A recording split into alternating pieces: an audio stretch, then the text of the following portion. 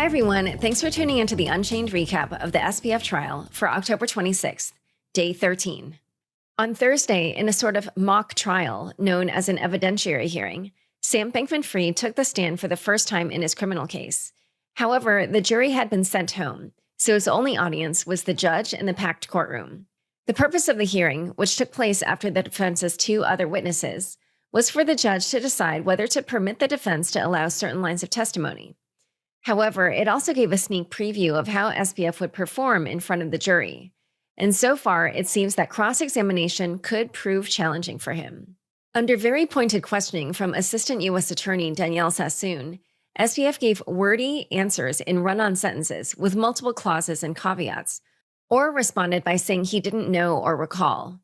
Oftentimes, he looked down. He repeatedly apologized or said he was sorry.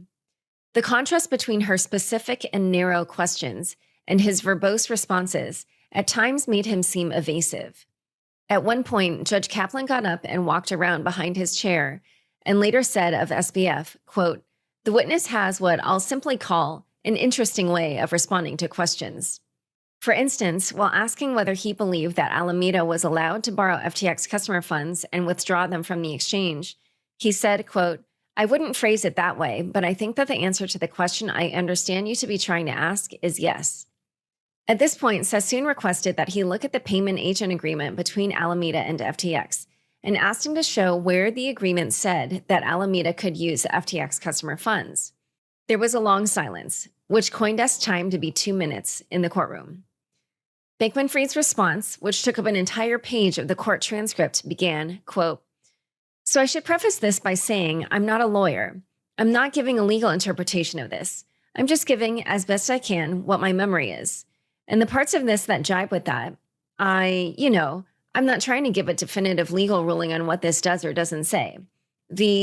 I'm not sure that I would quite answer yes to the question as you most recently phrased it. I'm going to try as best as I can to give the answer that I believe, which is that at least as I remember understanding it at the time, FTX either itself or I think as actually happened, without FTX as an intermediary, customers' fiat funds would be sent to Alameda bank accounts. FTX would retain effectively a debt from Alameda for those and in the lien section here, that was just a portion of his response. But when he finished, Sassoon asked the question again. And when the defense objected, she pointed out he had not answered her question, so it was overruled. At another point, when Sassoon asked if his understanding of what it meant to safeguard assets included not embezzling customer funds, his lawyer, Mark Cohen, objected. And though the objection was sustained, Bankman-Fried answered anyway, saying, quote, "Yes, it would include that." People in the courtroom laughed, and Cohen pointed out that he didn't have to answer, and that his 4 weeks in the courtroom should have taught him that. SBF responded, quote, "I felt the need to answer that one." It's unclear how, if he were to make these kinds of statements in front of the jury, it would affect their deliberations, and if he's convicted, how they would impact his sentence. Earlier in the examination, Cohen appeared to be trying to train him to answer briefly, and so would sometimes cut off his answers to get him to respond only to the question. However, during the cross-examination, it appeared Bankman-Fried had not gotten the memo.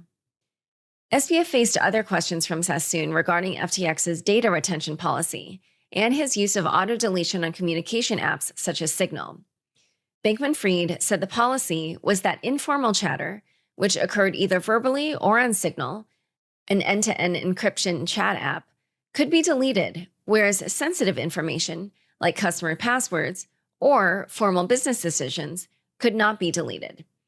However, when asked for a copy of the data return policy, Bankman-Fried said that he did not have one because the defense has been unable to serve FTX the subpoenas that request it. Sassoon also asked whether the data retention policy was followed when then Alameda CEO Caroline Ellison sent him the spreadsheet with 7 versions of the balance sheet via Signal chat. He said it was consistent with the policy, explaining that since, quote, "a rough draft of that was still being workshopped, I would not have yet considered a formal business document that had to be separately memorialized, nor would I have considered the sending of that to one other person so they could look it over to be a formal business decision."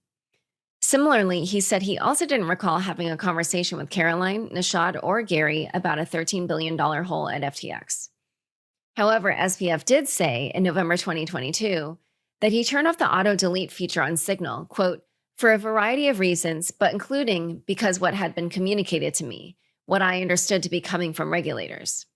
One of the moments when he seemed to dance around Sassoon's line of questioning was in regards to the bank account for North Dimension, a subsidiary of Alameda Research, which prosecutors allege was used to process deposits from FTX customers into Alameda's bank accounts.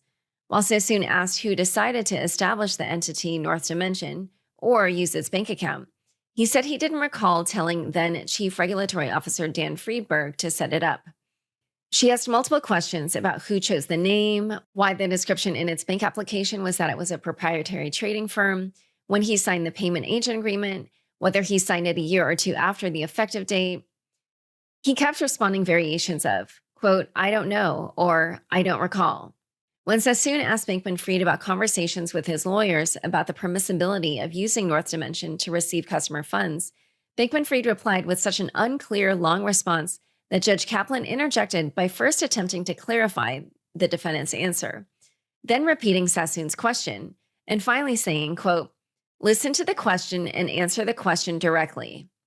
Bankman-Fried ended up expressing that he didn't know initially that North Dimension's bank account would receive FTX customer deposits.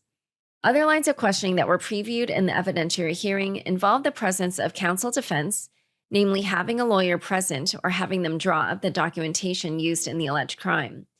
However, Judge Kaplan likened this defense to someone who has a lawyer draw up documents for a transaction whose purpose was money laundering without revealing that to the lawyer. He did add at the end that he wasn't saying anything about SBF's guilt or innocence. Still, it gave a hint that Judge Kaplan may be disinclined to allow the defense to use that line of questioning. Friday morning, Judge Kaplan will announce his decision on what parts of Bankman-Fried's testimony are admissible in front of the jury. The defense brought in 2 other witnesses Thursday morning, after the prosecution rested. First, a Bahamian lawyer that SBF had retained on November 12th, the day after the bankruptcy, and a financial consultant who analyzed a snapshot of the FTX database. However, in its cross-examination, the government got across that the Bahamian lawyer was not involved with the FTX until after the alleged crimes, and that the financial consultant's analysis was of the FTX database, but was not cross-checked against actual bank balances or actual crypto assets held in FTX wallets using blockchain analysis. That made the witnesses' testimonies seem rather moot. Tomorrow, SBF takes the stand again, this time in front of the jury. Judge Kaplan said, quote, we are in the home stretch, and he expects the trial to finish by early next week. Thanks for tuning in.